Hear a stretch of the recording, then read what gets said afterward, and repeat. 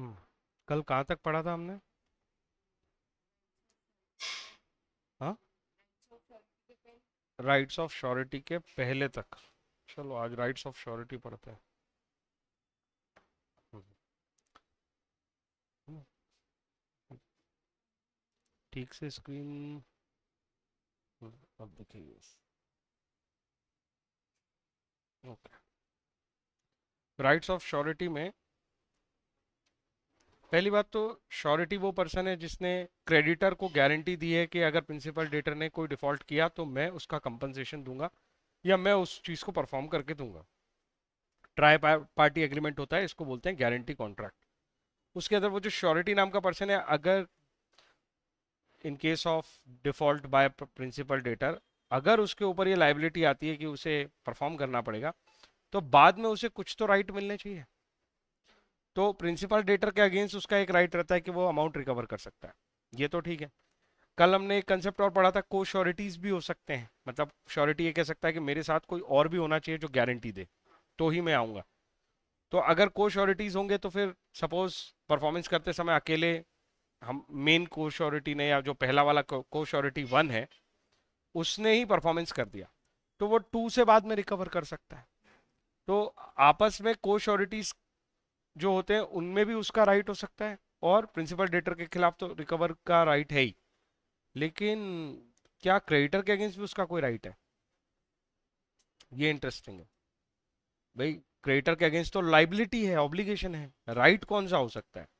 तो देखो, सबसे पहला उसका जो क्रेडिटर के अगेंस्ट राइट है वो देखते हैं। जो सबसे इंटरेस्टिंग है वो यही है, राइट अगेंस्ट क्रेडिटर।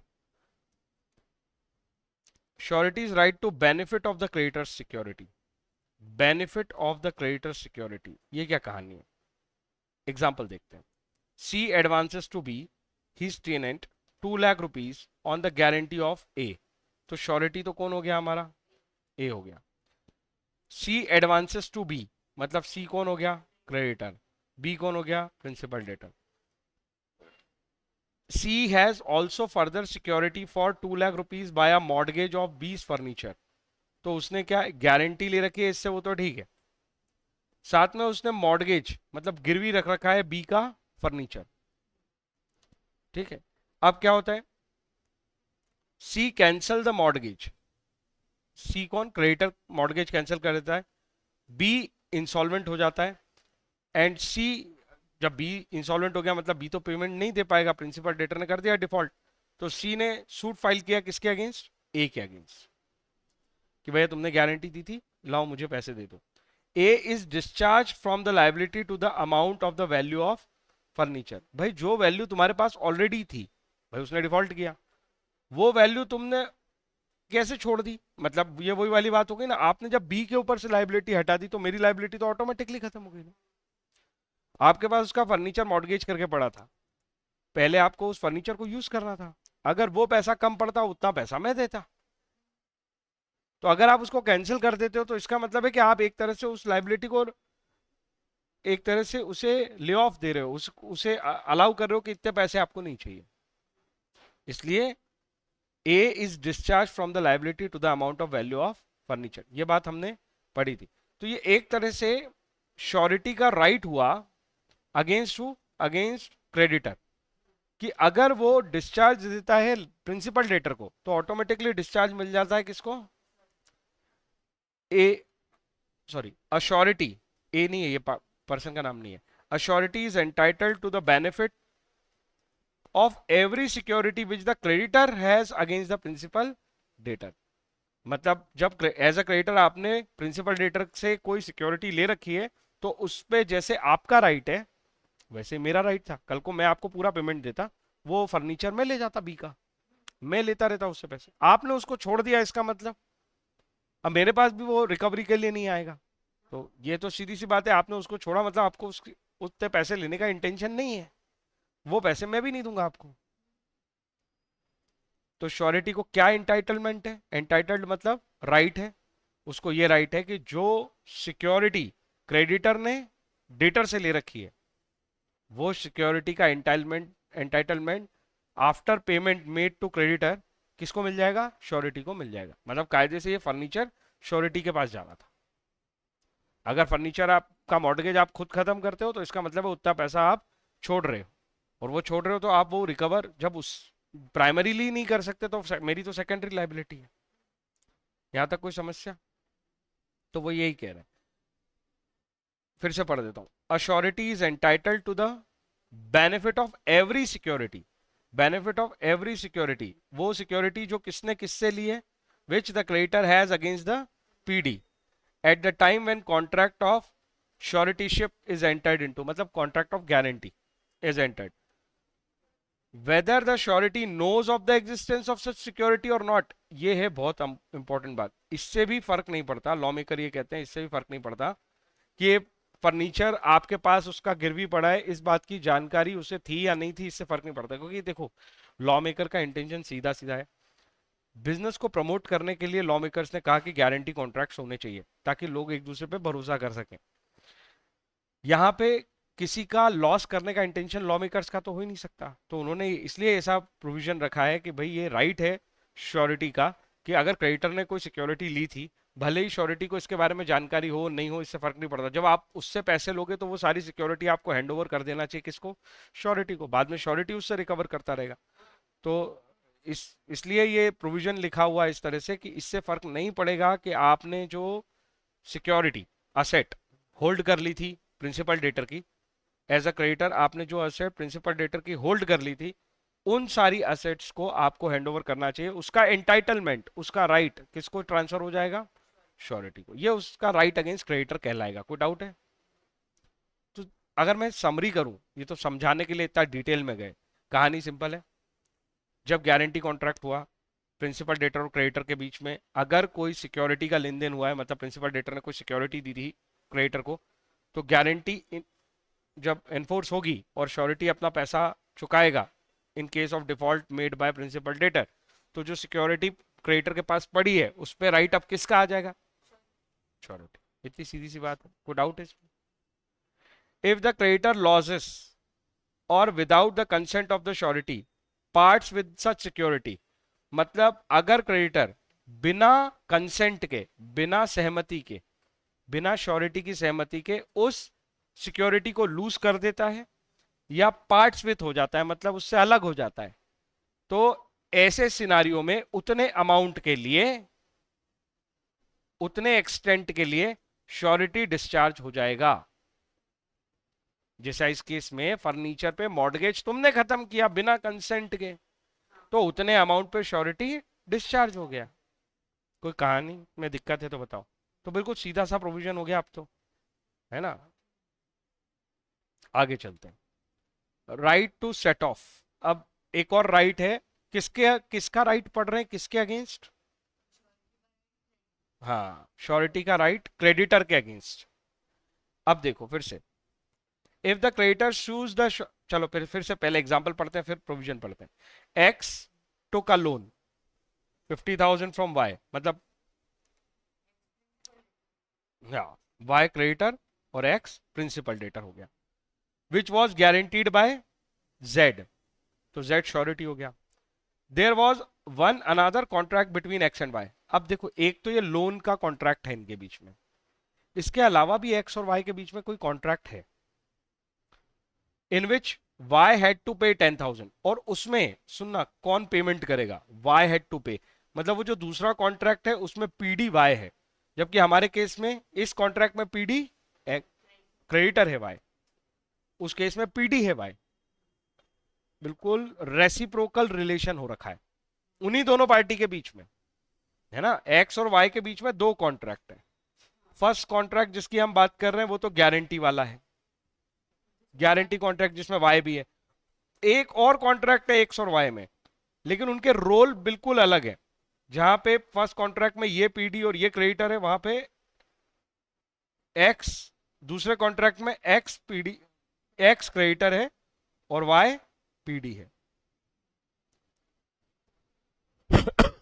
ऐसा रिलेशन। हमारे एग्जाम्पल में देखो 50,000 का गारंटी कॉन्ट्रैक्ट है, 10,000 का वो दूसरा कॉन्ट्रैक्ट है। अब क्या होता है, हम तो गारंटी कॉन्ट्रैक्ट की बातें कर रहे हैं जिसमें जेड जो है वो श्योरिटी है, उसमें अगर डिफॉल्ट करता है एक्स, एक्स ने कर दिया डिफॉल्ट, तो 50,000 रुपए देने किसको, श्योरिटी को। On default by X Y filed a suit against Z, obviously वो जाएगा.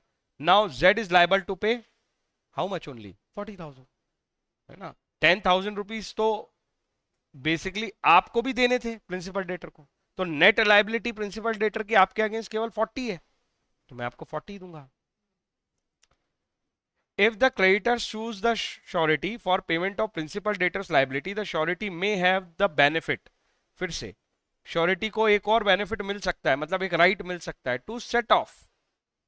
अगर मैं ऊपर वाली बात बोलूं तो ये राइट ऑफ सिक्योरिटीज, शॉर्ट में बोले तो, इफ एनी, अगर कोई सिक्योरिटी है क्रेडिटर के पास प्रिंसिपल डेटर से, तो जब हम पैसे चुकाएंगे तो वो सिक्योरिटी पे हमारा राइट. अगर प्रिंसिपल डेटर सॉरी क्रेडिटर अगर हमसे पूछे बिना, हमारी कंसेंट के बिना उस सिक्योरिटी को छोड़ता है, तो फिर उतने अमाउंट का डिस्चार्ज माना जाएगा. दूसरा राइट शॉर्ट में क्या बोलेंगे, right to set of.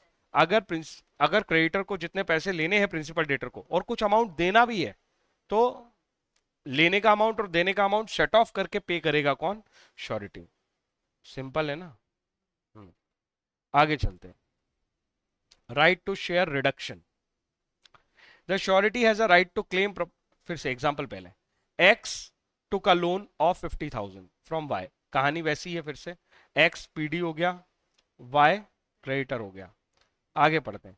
Which was guaranteed by Z, ऊपर वाले जैसे एग्जाम्पल लिए. X become insolvent and only 25% is realise from the property against liability. अब तुम कॉमन सेंस से सोचो, क्रेडिटर को 25% पैसा तो मिल ही गया. 25% मतलब 50,000 का 1/4, 12,500 तो उसे मिल ही गए. इंसॉल्वेंट हुआ, उसकी प्रॉपर्टी बिकी और इतना पैसा मिल गया. तो मुझे बताओ, क्या ये श्योरिटी को राइट नहीं है कि अब वो 12,500 कम देगा? ऑलरेडी तुम तो इतना रिकवर कर ही चुके हो, तो अब श्योरिटी के ऊपर लाइबिलिटी केवल कितनी बची, 37,500. मेरी बात समझ में आई? तो यही लिखा है, now Y will receive 12,000 from X, क्योंकि उसकी प्रॉपर्टी से मिल गया है, and Z is liable to pay the remaining amount.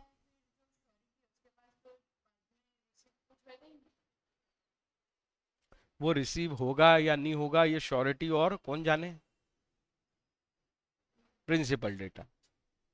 भाई तुमने गारंटी ली थी तो तुम्हें तो परफॉर्म करना है ना. यहां बात ये चल रही है कि वाई कितना रिकवर कर सकता है. नहीं मिलेगा तो लॉस हो जाएगा, हम क्या कह सकते हैं उसमें. तुमने गारंटी ली थी ना, सोच समझ के ही ली होगी. हाँ, पर सवाल ये है कि यहां क्रेडिटर कितना रिकवर कर सकता है, ओनली 37,500. उसे 12,500 छोड़ने पड़ेंगे, मतलब ये 12,500 का राइट किसके पास है, 12,500 अमाउंट वो है जो डिडक्ट करेगा या रिड्यूस करेगा कौन, श्योरिटी. तो ये श्योरिटी के राइट्स थे अगेंस्ट. तो पहला राइट था right of security, right to set off, right to share reduction. यही ज्यादा इंटरेस्टिंग थे, बाकी तो बहुत आराम से समझ में आएंगे. जैसे श्योरिटी का राइट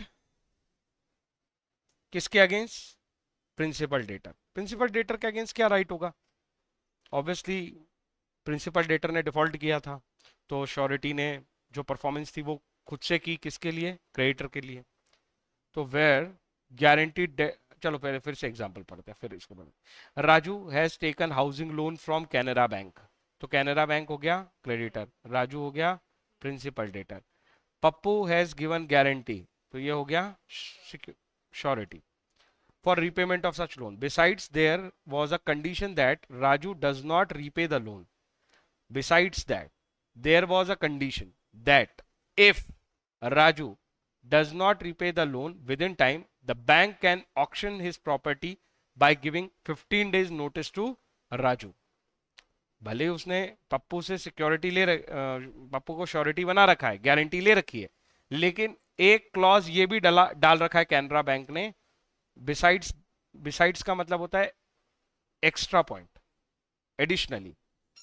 एक कंडीशन है कि राजू जब डिफॉल्ट करेगा तो राजू का घर ऑक्शन पे जाएगा और 15 दिन का नोटिस दिया जाएगा राजू को कि भैया अपना घर बचाना है तो पैसे दे दो. ऑन द ड्यू डेट, जो पेमेंट की डेट थी, Raju does not repay, hence Pappu being a surety has to repay the loan. उसको पैसे देने पड़ेंगे।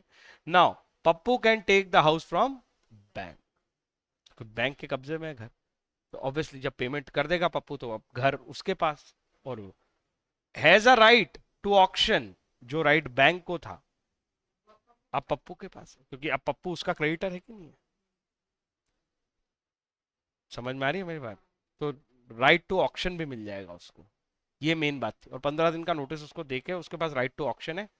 यही कहानी यहाँ लिखी है। अब इसको क्या बोलते हैं? सबरोगेशन। ये वर्ड कभी सुना है? सबरोगेट। जैसे कोई किसी का रिप्रेजेंटेटिव बन जाता है ना, तो उसको क्या बोलते हैं? सबरोगेशन, है ना। ये यहां पे क्या हुआ, क्रेडिटर को रिप्लेस करके उसकी पोजीशन किसने ले ली? श्योरिटी। इसीलिए उसका राइट क्या हो गया? सबरोगेशन का right. Where a guaranteed debt become due on default of the principal debtor to perform a guarantee duty has taken place, the surety upon the payment or performance of all he is liable for is invested with all the right which the creditor has against the principal debtor। मतलब principal debtor के default करने के बाद अगर surety performance या payment कर देता है क्रेडिटर को सेटिस्फाई कर देता है, तो जितने राइट क्रेडिटर के थे अगेंस्ट पीडी, वो सारे राइट किसको मिल जाएंगे? प्रिंसिपल डेटर, सॉरी, श्योरिटी को। मतलब श्योरिटी ने सबरोगेट कर लिए है राइट, किससे? क्रेडिटर से, अगेंस्ट पीडी। इसीलिए इसको क्या बोलते हैं? Right against PD. कोई डाउट? मिला उससे, पर ये राइट है किसके अगेंस्ट? पीडी के अगेंस्ट। इस राइट का ही नाम है, the right is known as subrogation. ठीक है। It means that on payment of the guaranteed debt और performance of the guaranteed duty, the surety steps into the shoes of creditor. सीधी सी बात है, वो उसको रिप्रेजेंट करने लगेगा, वो अब क्रेडिटर बन जाएगा। Implied promise to indemnify surety. ये इंप्लाइड वर्ड बहुत इंपॉर्टेंट होता है एक्चुअली में। ये दो वर्ड्स का कॉम्बिनेशन हमेशा समझ में आना चाहिए, एक्सप्रेस वर्सेस इंप्लाइड। एक्सप्रेस का मतलब होता है कोई चीज आपने वर्ड्स को यूज करके ओरल और रिटन कॉन्ट्रैक्ट किया है या बताया है किसी को, तो वो क्या कहलाता है? एक्सप्रेस। एक्सप्रेस किए ना ओरली या रिटन फॉर्म में। इंप्लाइड कॉन्ट्रैक्ट किस वजह से होता है? Due to conduct of parties. यहां कोई वर्ड्स ही नहीं होते, एक्शन से पता चलता है कॉन्ट्रैक्ट हो रहा है। ऐसा कैसे होगा? एक टिकट वेंडिंग मशीन है, प्लेटफॉर्म टिकट लेने की या अदरवाइज कोई कूपन लेने की, आप उसमें कॉइन डालते हो, आपका कॉइन डालने का एक्शन ये बताता है कि आप कॉन्ट्रैक्ट एंटर कर रहे हो और उसे आपको टिकट मिलता है। तो उस वेंडिंग मशीन के साथ आपका इंप्लाइड कॉन्ट्रैक्ट हुआ है। ये बात समझ में आई? किसी रेस्टोरेंट पे आप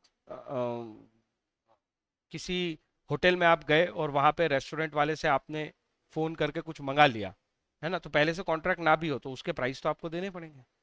किसी टैक्सी स्टैंड या बस स्टैंड पे आप खड़े हो, टैक्सी आके रुकती है, आप उसके अंदर बैठ जाते हो और टैक्सी आपको लेके जा रही है, तो ऑब्वियस बात है कि यहाँ पे भले ही वर्ड्स यूज ना हुए हो, कॉन्ट्रैक्ट तो होते हैं ना। बस स्टॉप से अगले बस स्टॉप तक आप चढ़ के चले गए, क्या आपने ड्राइवर से बात की, कंडक्टर से बात की? नहीं। तो आपका ये जो ट्रैवल है कॉन्ट्रैक्ट तो हुआ। और कौन सा कॉन्ट्रैक्ट हुआ? Implied contract. There are no oral और रिटर्न वर्ड्स, एक्सप्रेसली, कंसेंट और ये सब कहानी वर्ड्स में नहीं हुई, इंप्लीकेशन से हुई, कंडक्ट ऑफ द पार्टीज से पता चला कि दोनों पार्टी कॉन्ट्रैक्ट में इन्वॉल्व है। ये इंप्लाइड वर्ड का मतलब सिखाया मैंने, है ना। कॉन्ट्रैक्ट भी दोनों तरह के होते हैं, एक्सप्रेस कॉन्ट्रैक्ट और इंप्लाइड कॉन्ट्रैक्ट। अब यहां पे वर्ड लिखा है इंप्लाइड प्रॉमिस। इंप्लाइड तो अपना मतलब वही रखेगा, इंप्लाइड प्रॉमिस मतलब एक्सप्रेस प्रॉमिस नहीं है, एक्शन से प्रॉमिस हुआ है। टू इंडेमनीफाई श्योरिटी, मैंने ये शुरू में बताया था पहले दिन ही, प्रिंसिपल डेटर और क्रेडिटर के बीच में एक्सप्रेस कॉन्ट्रैक्ट होता है, पर श्योरिटी के बीच में और क्रेडिटर के बीच में भी एक्सप्रेस कॉन्ट्रैक्ट होता है कि अगर ये डिफॉल्ट करेगा तो मैं पेमेंट करूंगा। पर एक ऑटोमेटिकली इंप्लाइड कॉन्ट्रैक्ट होता है, दोनों के बीच में कोई बात नहीं हुई, बट इंप्लाइड कॉन्ट्रैक्ट है दोनों के बीच में, लीगल एक कॉन्ट्रैक्ट है। एक्शन से पता चला कि श्योरिटी ने अगर प्रिंसिपल डेटर के डिफॉल्ट को दूर किया है तो श्योरिटी को अब राइट है किसके अगेंस्ट, पीडी के अगेंस्ट। तो implied promise to indemnify surety, मतलब पीडी का ये प्रॉमिस श्योरिटी के प्रति कैसा प्रॉमिस है, इम्प्लाइड प्रॉमिस है, भले ही उसने बोल के नहीं किया हो, पर इनके एक्शन से। पीडी ने रिक्वेस्ट की तुम मेरे गारंटर बन जाओ, श्योरिटी बन जाओ, है ना, श्योरिटी एक्सेप्ट कर रहा है कि ठीक है मैं तुम्हारा गारंटर बन जाता हूं। इसमें कहीं ये बात नहीं आई कि अगर मैं तुमने डिफॉल्ट किया तो मैं तुम्हारा पेमेंट करूंगा, इवन दो ऐसा कोई एक्सप्रेशन नहीं है, पर इसका ये मतलब है कि इन आपकी एक्शंस, ये ऐसा रिक्वेस्ट करना, इसका एक्सेप्ट करना, ये इंप्लाइड प्रॉमिस दे रहा है कौन, पीडी, कि कल को गड़बड़ होगी तो मैं पेमेंट करूंगा, इवन दो कुछ लिखने की जरूरत नहीं है इसमें। समझ आई बात या नहीं आई, है ना। बस स्टॉप पे आप बस के पास खड़े हो, उस नंबर की बस आती है आगे रूट पे जाने के लिए, आप चढ़ गए हो, तो वहां पे आप बाद में नहीं बोल सकते तूने मेरे से लिख के लिया था क्या कि मेरे से तू इतने पैसे ले, अरे भाई तू क्यों चढ़े हो, है ना, आपने रिक्वेस्ट की उसको कि आप मेरे गारंटर बनो, उसने आपकी रिक्वेस्ट एक्सेप्ट की, ऑटोमेटिक आपके बीच में ये एम्प्लॉयड प्रॉमिस वाला कंसेप्ट आ गया है कि कल को जो भी श्योरिटी को नुकसान होगा इस कॉन्ट्रैक्ट में गारंटर बनने की वजह से, उसका कंपनसेशन श्योरिटी किससे लेगा, पीडी से। इसीलिए ये राइट अगेंस्ट किसके है, पीडी के अगेंस्ट राइट है, किसका, श्योरिटी का। क्या, कि वो श्योरिटी इंडेमनिफाई होगा, इंडेमनिफाई का मतलब कंपनसेट होगा, इंडेमनिफाई का मतलब कंपनसेट होगा। ये इंप्लाइड प्रॉमिस है किसका, कौन दे रहा है ये प्रॉमिस और किसे मिल रहा है, पीडी ये इंप्लाइड प्रॉमिस दे रहा है, श्योरिटी को ये प्रॉमिस मिल रहा है, और ये इंप्लाइड नेचर का प्रॉमिस है, इसका मतलब इस प्रॉमिस को एक्सप्रेस होने की जरूरत नहीं है। एक कहानी पढ़ लेते, B is indebted to C, B के ऊपर उधारी है, तो ये तो हो गया, ये हो गया creditor, A is surety, A जो है वो श्योरिटी है for the debt, upon default, जब डिफॉल्ट होगा मतलब बी ने कर दिया डिफॉल्ट, सी ने श्योरिटी के अगेंस्ट सूट फाइल किया, सूट फाइल करने का मतलब क्लेम करना, है ना, ए डिफेंड्स द शूट, ए ने डिफेंड किया ऑन रीजनेबल ग्राउंड, डिफेंड करने का मतलब होता है पैसे देने से मना किया होगा, वॉट एवर, रीजनेबल ग्राउंड मतलब उसके पास कुछ रीजंस होंगे कि भाई मैं क्यों नहीं देना चाहता पैसे, but is compelled to pay the amount, court ने लेकिन क्या फैसला सुनाया कि श्योरिटी को पैसे देने पड़ेंगे, है ना, शूट का मतलब कोर्ट में केस जाना। आगे क्या हुआ, अब ए के पास ऑटोमेटिक ये राइट है to recover from B the cost as well as principal debt, मतलब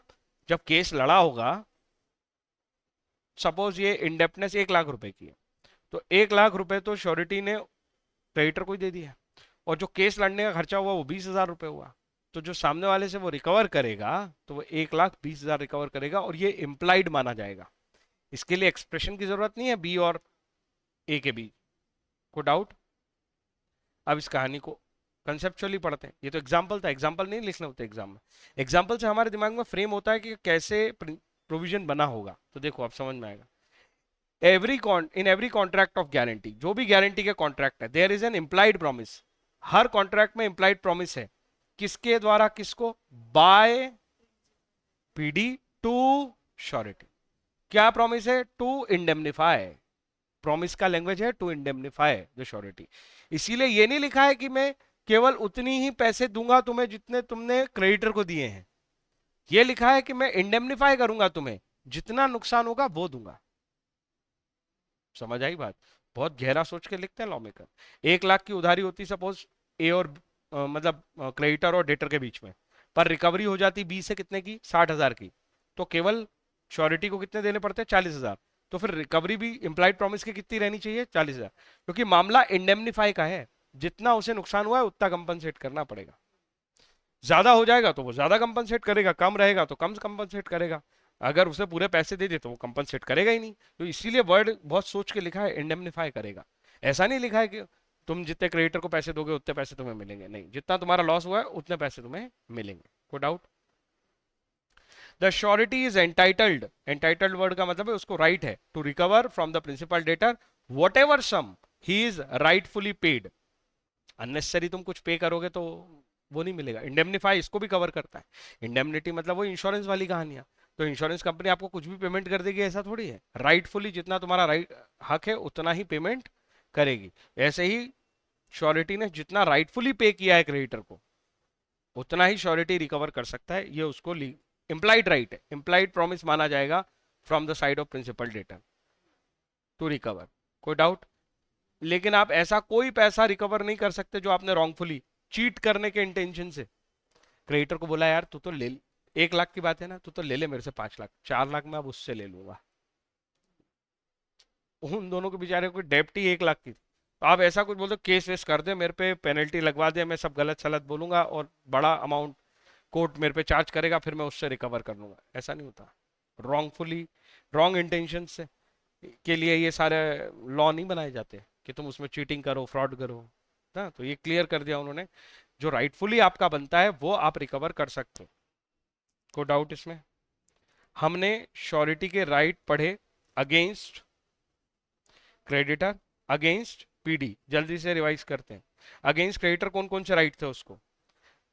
अगर कोई सिक्योरिटी क्रेडिटर ने होल्ड की है, तो वो सिक्योरिटी जब क्रेडिटर को पेमेंट करेगा श्योरिटी, तो वो सिक्योरिटी उससे ले लेगा। अगर उससे क्रेडिटर ने बिना श्योरिटी से पूछे, बिना उसकी कंसेंट लिए उस सिक्योरिटी को लूज कर दिया, वापस दे दिया, जो भी किया, उतने पैसे से श्योरिटी डिस्चार्ज हो जाएगा। एक राइट था, अगर सपोज तुम्हें कुछ रिकवरी हो जाती है एज क्रेडिटर, प्रिंसिपल डेटर से तुम कुछ रिकवर कर पाते हो, तो उतना पैसा कम देगा श्योरिटी, है ना। एक था कि अगर तुम्हारा रिलेशन लेने देने दोनों का है, एज क्रेडिटर भी उसके साथ एक कॉन्ट्रैक्ट है पीडी के साथ, और पीडी के साथ एक ऐसा कॉन्ट्रैक्ट है जिसमें पीडी क्रेडिटर है और तुम पीडी हो, तो उसका भी क्या होगा, सेट ऑफ हो जाएगा। ये 3 ही राइट थे, सेट ऑफ का राइट, रिडक्शन का राइट और सिक्योरिटी वाला राइट। तो ये थे rights of surety against creditor. फिर हमने पढ़े rights of surety against principal debtor. वो कैसे राइट्स थे? प्रिंसिपल डेटर से रिकवर कर सकते हो जो कुछ राइटफुली तुम पे आया था। ये बात क्या कहलाती है? इम्प्लाइड प्रॉमिस कहलाती है। भले इसके लिए अलग से कुछ लिखा ना गया हो, तो भी ये इम्प्लाइड है कि आप अगर एक कॉन्ट्रैक्ट में श्योरिटी के रोल में हो और कोई बंदा प्रिंसिपल डेटर के रोल में है, उसने डिफॉल्ट किया, उसकी वजह से आपको पेमेंट करना पड़ा, तो जितना लॉस आपको हुआ है वो इंडेमनिफाई करके देगा। कौन कौन देगा? Principal debtor. आपका राइट है कि आप उससे रिकवर कर सकते हो। प्रिंसिपल डेटर के अगेंस्ट आपका एक राइट और है, वो क्या है? प्रिंसिपल डेटर के अगेंस्ट आपका एक राइट और है, वो क्या है? सब्रोगेशन। ये कैसा राइट हुआ? क्रेडिटर के जितने राइट बनते थे प्रिंसिपल डेटर के अगेंस्ट, सारे के सारे राइट किसे मिल जाएंगे? श्योरिटी को। अगर प्रिंसिपल डेटर डिफॉल्ट करेगा और श्योरिटी उसके बदले का परफॉर्मेंस या पेमेंट कर देगा, तो जो राइट क्रेडिटर के पास थे एज इट इज आपको मिल जाएंगे। रटने की जरूरत नहीं, एग्जांपल्स पे फोकस करो। वो वाली कहानी की घर का ऑक्शन करने का राइट बैंक के पास था, अब आप उसमें गारंटर थे, आपने बैंक का रिपेमेंट कर दिया, तो घर को ऑक्शन करने का राइट आपके पास आ गया, है ना। दूसरी कहानी में भी ऐसे ही सोचो, वो जहां पे आप रिकवर करने का राइट रखते हो, वो एक केस लॉ कोर्ट केस वाला एग्जांपल ध्यान रखना, कि जो अमाउंट था डेप्ट का क्रेडिटर और प्रिंसिपल डेटर के बीच, वो तो रिकवर कर ही सकते हो।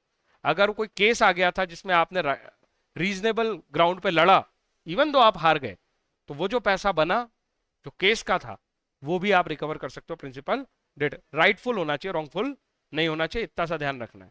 यहां तक कोई समस्या? अब 2 राइट हम को श्योरिटीज के अगेंस्ट भी पढ़ेंगे। को श्योरिटीज का मतलब आपके कलीग जैसे लोग, जैसे आप श्योरिटी हो वैसे वो भी श्योरिटी है, उन्होंने भी वही गारंटी दे रखी है कॉन्ट्रैक्ट में, उनका भी वही रोल है कि भाई अगर सेकेंडरी लाइबिलिटी पे बैठे, अगर प्रिंसिपल डेटर अपना परफॉर्मेंस या पेमेंट नहीं करता है, तो क्रेडिटर को हम परफॉर्मेंस या पेमेंट करके देंगे। व्हेन द सेम डेट और ड्यूटी, मतलब अमाउंट या परफॉर्मेंस, इज गारंटीड बाय 2 और मोर पर्सन, 1 लाख रुपए की गारंटी है और 1 लाख रुपए की गारंटी 2 लोगों ने मिलकर दी है, ए और बी ने, सच पर्सन आर कॉल्ड को श्योरिटीज। आई मेरी बात समझ? एक ही घर को 2 लोग ओन करते हैं तो को ऑनर्स। एक ही गारंटी 2 लोगों ने मिलके दी है तो को श्योरिटीज। कोई डाउट है इसमें? Co-sureties liable to contribute equally, मतलब जब भी इस 1 लाख को पे करने की बात आएगी 50-50 के देने पड़ेंगे दोनों को। क्या सर ऐसा नहीं हो सकता कि ये बोलेगा मैं 20 के दूंगा और ये 80 के देगा? हाँ, अगर इन दोनों ने एग्री कर रखा हो तो। बट अगर कुछ भी अदर से अदरवाइज डिसाइड नहीं हुआ था, बस इतना डिसाइड हुआ था हम दोनों को श्योरिटी है, तो इसका मतलब ये इक्वल होगा शेयर परफॉर्मेंस के समय। कोई डाउट? इसीलिए जब भी ऐसी बात लिखनी होती है कि अगर आप चाहो तो स्पेशल कोई और रेशो बना सकते हो, मना नहीं कर रहे हैं, लेकिन अगर आप साइलेंट हो तो लॉ ये कहता है जो आगे हम पढ़ेंगे। तो इसीलिए वो कैसे लैंग्वेज लिखते हैं law makers, unless otherwise agreed. अगर तुमने कुछ अदरवाइज एग्री कर लिया है तो नीचे वाला नहीं लगेगा, और अगर अदरवाइज एग्री नहीं किया है तो ऑब्वियसली नीचे वाला लगेगा। इस इन 3 वर्ड्स का मतलब समझ रहे हैं ना अपन? ये 3 वर्ड क्या समझा रहे हैं? तो आगे लगेगा यानी वो डिसाइड इस पे होगा कि आपने कुछ और एग्री कर रहा है क्या, कुछ और एग्री किया है तो वो लगेगा, वो सुपीरियर है। कुछ और एग्री नहीं किया तो ये जो लॉ में लिखा है, each surety is liable to contribute equally for discharge of the whole debt और part of the debt remain unpaid by the debtor. ये ऐसे होल ऑफ द डेट और पार्ट ऑफ द डेट क्यों लिखा है? अरे क्योंकि 1 लाख रुपए में से अगर सपोज 60,000 वैसे ही पे कर चुका है प्रिंसिपल डेटर, तो बची लाइबिलिटी कितने की? 40% की। उस 40% की लाइबिलिटी को ये 20% शेयर कर लेंगे, इसलिए लिखा है for discharge of the whole debt. अगर वो वाली सिचुएशन है कि पीडी ने कुछ नहीं दिया तो होल डेट, और अगर पीडी ने कुछ दे दिया तो जितना बचा है उसका 50-50। कोई डाउट? एग्जाम्पल देख लो, ए बी सी 3 श्योरिटीज है, वो तो कितने भी हो सकते हैं, सबके सब क्या कहलाएंगे? को श्योरिटी। ठीक है, किसके लिए? डी के लिए। तो डी कौन हो गया? हमेशा श्योरिटी किसको, किसके प्रति लायबल होते हैं? पीडी के प्रति, क्रेडिटर के प्रति। पीडी तो वो होता है जिसके डिफॉल्ट पे पेमेंट दिया जाता है। मैं जब भी बनाता हूं मैं बोलता हूँ रिलेशन तो किसका है? सीधा क्रेडिटर के साथ है उसका। उस डिफॉल्ट करेगा पीडी, तब वो क्रेडिटर का रिलेशन खत्म, सारे राइट अपने अगेंस्ट पीडी, ऐसा। तो 3 लाख रुपए जो है वो लेंट किए हैं किसको? ई को, तो ई बना पीडी, डी बना क्रेडिटर, और एबीसी श्योरिटीज है डी के लिए। ई मेक डिफॉल्ट, ठीक है, एबीसी आर लाइबल टू पे 1 लाख रुपीज ईच। 3 लाख रुपए था तो इक्वल ही हो गया। A B C are sureties to D, फिर से वही नाम है, 1 लाख रुपए का सम है, ई को उधार दिया था, and there is a contract between A B and C. उन तीनों के बीच में भी एक कॉन्ट्रैक्ट है, तीनों को श्योरिटीज के बीच में भी एक कॉन्ट्रैक्ट है। A is to be responsible to the extent of 1/4, मतलब ए की जिम्मेदारी कितनी है? 1/4। 1/4 मतलब बी 1/4, 1/4, और ये 1/2 हो गया ना टोटल 100%। 1/4, 1/4, 1/2। को डाउट? सोच लो। ई मेक्स डिफॉल्ट इन पेमेंट, तो 1 लाख का 1/4 कितना? 25, 25, और हाफ कितना? 50। एबीसी पे इतनी इतनी लाइबिलिटी आएगी। ये था वो अनलेस अदरवाइज एग्रीड वाला मामला। इसमें अदरवाइज एग्रीड किया है तो उस रेशो में दिया है, और अदरवाइज एग्री नहीं करते तो इस केस में 1 लाख रुपए कितने देते? 33,333 ईच, 1/3 दे देते ना इन तीनों का, 33.3333 ऐसा आता है। 33,333 तीन लोगों का जोड़ के देखो, 1 लाख रुपए हो जाएंगे, 99,999 हो जाएंगे, लगभग 1 लाख हो गए ना। 134 रुपए दिलवा देना 33 की जगह आखिर में, एक व्यक्ति से 333 4 कर देना, 2 के 3 कर देना, वैसे नहीं तो 30 पैसे सबसे दिला दो तो भी हो जाएगा। खैर आगे चलो, लाइबिलिटी ऑफ को sureties bound in different sums. अब ये कहानी क्या है, चलो इसको फिर से पहले एग्जांपल से पढ़ते हैं, बढ़िया बढ़िया 3 एग्जांपल दिए हैं इसमें। एबीसी 3 श्योरिटीज हैं, को श्योरिटी है, डी वही क्रेडिटर है, enter into a several bonds each in a different penalty, namely A in the penalty of 1 lakh, B in the pen in that of 2 lakh and C in that of 4 lakh. Condition for D is duly accounting to E. E कौन है तुम्हारा? PD. PD गड़बड़ करेगा, सबकी liability segregate कर रखी है, surety भले ही ABC 3 हो, पर A in the penalty of 1 lakh rupees, B in that of 2 lakh rupees and C in that of 4 lakh rupees. Different penalty है हर किसी पे. डी ने तो कर दिया काम, और एक्सटेंट कितना है उसका डिफॉल्ट का? 3 लाख रुपीस. तो तीनों श्योरिटीज क्या हो जाएंगे? लाइबल. और तीनों को कितने देने पड़ेंगे? 1-1 लाख. अगर वो छोटी गलती करता तो क्या होता, अभी आगे की कहानी में समझ में आएगा. फिर से वही रोल, वही है, देखो सब कुछ वो तीनों और डी के लिए, ठीक है. फिर बोलते हैं enter into a several bonds each in a different penalty, namely A in the penalty of 1, B in the penalty of 2, C in the penalty of 4. Condition for D is duly accounting to D. Condition इसलिए यार भाई तुम accounting proper करना ई की, वो अगर गड़बड़ करता भी है तो. D makes default to the extent of 4 lakh rupees. 4 lakh रुपए का डिफॉल्ट किया है. 4 लाख के अंदर अंदर कब कौन कौन आएंगे? 1 लाख के अंदर ही आ जाता कौन? ए. बी भी आ जाता कितने के अंदर? कितने के अंदर? 2 लाख के अंदर.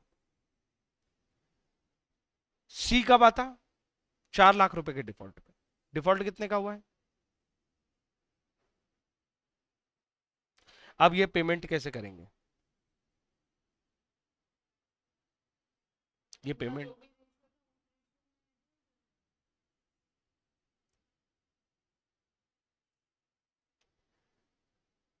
रेशो क्या है? रेशो से क्या मतलब है इसमें? कहीं पर रेशो समझ में आ रहा है? 1:2:4. ऊपर में क्या दिक्कत थी? वहां पे ऐसा रेशो क्यों नहीं बनाया?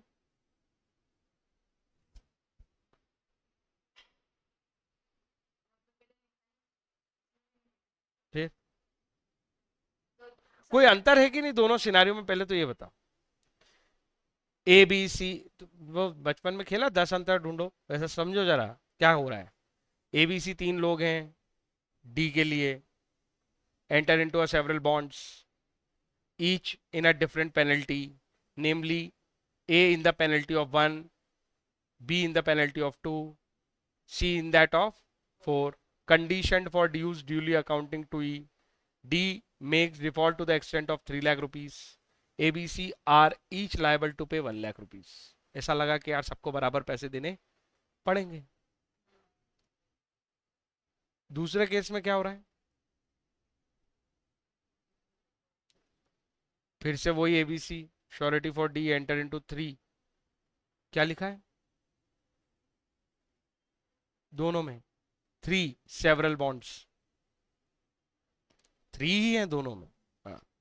Each in a different penalty, तीनों की पेनल्टी अलग अलग है. A in the penalty of 1 lakh rupee, B in that of 2 lakh rupee, C in that of 4 lakh rupee. Same तो है सब. Condition for D is duly accounting to E, ये भी सेम है. D makes a default to the extent of 4 lakh rupee. इस बार उसने 4 लाख रुपए का फॉल्ट किया है. पिछली बार उसने 3 लाख रुपए का फॉल्ट किया था. केवल इतने से अंतर पे रेशो कैसे बदल सकता है?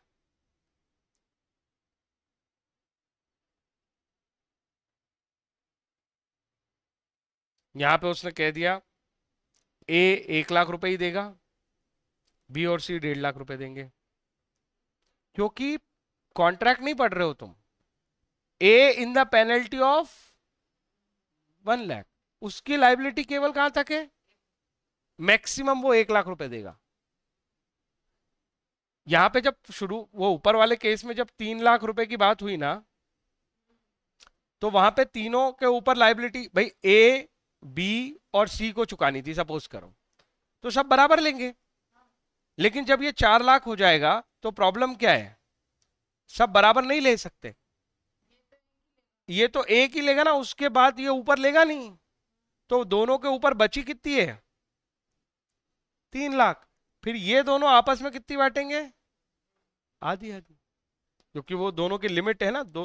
भाई इसकी लिमिट 2 लाख तक है बी की, तो वो 3 लाख को जब बांटेंगे तो ये पता चलेगा ये 2 लाख के अंदर ही बन रही है, तो दे देगा। अब अगली कहानी में और मजा आएगा, और फिर देखें कितना समझ में आया है। अगली कहानी क्या है? वही एबीसी, वही डी, वही 3 several bonds, each different penalty. ए केवल कितने के लिए राजी है? 1 लाख रुपए के लिए। बी कितने के लिए राजी है? 2 लाख रुपए के लिए। और सी कितने के लिए राजी है? 7 लाख रुपए के लिए। डी कंडीशन वही सेम बात है। यहाँ पे हो गया कितने का नुकसान? 7 लाख। अब सोचो 7 लाख कैसे बटेगा, इमेजिन करो। ए का तो एक से ज्यादा हो नहीं सकता, और सबको अपन अगर इक्वल बांट देंगे तो सबकी लाइबिलिटी 1 लाख के ऊपर चली जाएगी, ऐसे सोचते हैं, है ना। पहले क्या सोचते हैं? सबसे पहले ये सोचते हैं कि 7 लाख डिवाइड बाय 3 करने से क्या होगा। भाई ये तो कितनी हो जाएगी? 3 2 जा 6, और उसके बाद 10, 3 3 जा 9, ऐसे कुछ 2 लाख समथिंग चली जाएगी। ये तो नहीं चलेगा। फिर ए को अलग कर दो, अगर ऐसा नहीं चलेगा तो ए तो 1 लाख रुपए दे के चुप हो जाएगा और साइड में बैठ जाएगा, बोले मेरा कोई लेना देना नहीं। अब कौन बचे? बी और सी। बोले हम अपन दोनों को ये 6 लाख रुपए देखने क्या करने हैं। फिर ये इन दोनों ने करके देखा, चलो 6 लाख को 50-50 बांट लेते हैं। जब 6 लाख को 50-50 बांटने जाएंगे तो 3 लाख ईच आ जाएगी। फिर बी बोलेगा मेरी तो मैक्सिमम कितनी है भाई? 2 लाख है, तो तू जान तेरा काम जाने, मैं तो 2 लाख दे के छुट्टी हूं। तो जब ये एक दे देगा, ये दो दे देगा, तो बचा हुआ 4 लाख पूरा का पूरा बर्डन किस पे है? सिंपल। और सी दे देगा 4 लाख, उसका है 4 लाख तक का हिसाब। कोई डाउट है? फुल पेनल्टी ऑफ इस बॉन्ड आ जाएगी, देयर बॉन्ड आ जाएगी। तीसरे केस में फुल पेनल्टी का मतलब देखो ना, ए पे 1 आ गई, बी पे 2 आ गई, और सी पे 4 आ गई। कोई डाउट है इस पे? तो यहां पे अब इसका प्रोविजन पढ़ लेते हैं। The principle of equal contribution is however subject to. अभी तो हम इक्वल कॉन्ट्रीब्यूशन बोल रहे थे, लेकिन इस केस में क्या हुआ? इक्वल कॉन्ट्रीब्यूशन करने से सबके पास 2,33,000 आ रही थी, तो इक्वल कॉन्ट्रीब्यूशन तो रहेगा, लेकिन subject to maximum limit fix by surety. अगर आपने कोई मैक्सिमम लिमिट फिक्स कर दी है, तो इक्वल कॉन्ट्रीब्यूशन होने का ये मतलब नहीं कि वो लिमिट क्रॉस कर दोगे आप। कॉन्ट्रैक्ट करते समय उन्होंने अपनी अपनी लिमिट, अपनी अपनी हद तय कर दी थी। बोले इक्वल के लिए मैं रेडी हूं, लेकिन मैं किसी भी हालत में 1 लाख के ऊपर नहीं जाऊंगा। तो जो आपकी इक्वल कंट्रीब्यूशन है वो सब्जेक्ट टू है। सब्जेक्ट टू का मतलब होता है कंडीशन अप्लाई, कि मैक्सिमम लिमिट ब्रीच नहीं होनी चाहिए। जैसे पहले केस में मैक्सिमम लिमिट ब्रीच नहीं हो रही थी, तो एबीसी तीनों ने 1-1 लाख रुपए ही दिए थे। ऐसा नहीं था कि सी ने बड़ी लिमिट ले रखी है तो वो ज्यादा देगा। तुम रेशो कर रहे थे, वैसा नहीं। वो रेशो तो स्पेशल केस हो जाता है कि भाई मैं इतना दूंगा, ये इतना देगा, वो इतना देगा। आई होप बात समझ में आई। कोई डाउट है अभी भी? ओके। तो इस चैप्टर को अच्छे से इसकी समरी रीड करना, है ना, रटना नहीं होता। जितना हमने पढ़ा है उसको रीड करो, और रीड करके अपने शॉर्ट में उसकी एक रीडिंग, कम से कम एक चैप्टर को आपको 3 बार रीड करना चाहिए। और मैं अभी पढ़ाते पढ़ाते उस तरह के फॉर्मेट में जाता हूँ कि फटाफट पीछे जाके रिवाइज कैसे करना है, सोचना कैसे। जितनी जल्दी ये फ्रेम बन जाएगी दिमाग में कि हम इसमें ऐसे सोचते हैं, उसके बाद फिर क्वेश्चंस रीड करने हैं, है ना। जब इतनी रीडिंग हो जाए, क्वेश्चन भी तुम्हें समझ में आने लगे कि हाँ मैं इसका आंसर लिख सकती हूँ, किस ग्राउंड पे लिखना है, तब तुम्हें राइटिंग शुरू करनी है। तब तक राइटिंग का कोई फायदा नहीं होगा। उसके पहले अगर राइटिंग करनी है तो सिर्फ ऐसे शॉर्ट में चार्ट बना के इजी याद रखने के लिए, जैसे ये 3 अलग अलग ऐसे ढूंढने के बजाय आप अपन चार्ट बनाते हैं ना, हेडिंग लिख के, ये इस 3 राइट इसके अगेंस्ट, ये इतने राइट इसके अगेंस्ट, उस पर एग्जाम्पल सोचना, फिर रीड करना, प्रोविजन कैसे लिखता है उस एग्जाम्पल को, हमारे बहुत जल्दी याद रह जाएगा एग्जाम्पल। बट उसके लिए लैंग्वेज कैसे लिखता है उस चीज को लिखने के लिए, उसकी कोशिश करना, उसकी तरफ जाना। 110% मैच हो जाएगा, 100% मैच हो जाएगा, ऐसा नहीं होता। सीए में 90 में मार्क्स नहीं आते, 60-70 इज वेरी गुड मार्क्स। तो वो 60-70 के लिए भी हमको बहुत मेहनत करके हम उसके नजदीक जाते हैं कि एग्जैक्ट टोन पे आए हम लगभग, है ना। तो रटना नहीं है, कोशिश करना है कि वो फ्रेम बने, क्योंकि आगे जाके हम, ये तो अभी छोटी किताब है एंट्रेंस पे, है ना, सीए फाइनल पे तो बहुत बड़ी किताबें हैं, तो वो होंगी नहीं हमसे अगर हमने उनका फ्रेम नहीं सीखा। तो वही जो बात मैं लॉ में सिखाता हूँ कि आप लॉ का फ्रेम सीखो,